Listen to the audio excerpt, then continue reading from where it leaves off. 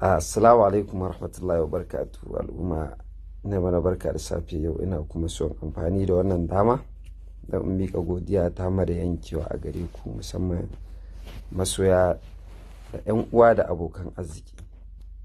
Irin wannan jajircewa da kuka yi akan wannan al'amarin, da wanda haku suka taya mu alhini baki ɗaya, da wanda suka ɓata lokacinsu, da wanda suka ɓata kuɗaɗensu da komai. Na gode ƙwarai da gaske, Allah ya saka da alheri.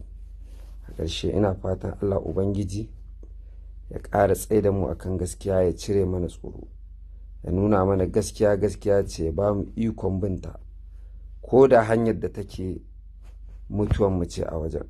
Ya nuna mana ƙarya ƙarya ce, ya ba mu ikon gudatta ko da hanyar da take yana nufin jin daɗi ne na duniya kawai a kanta. Allah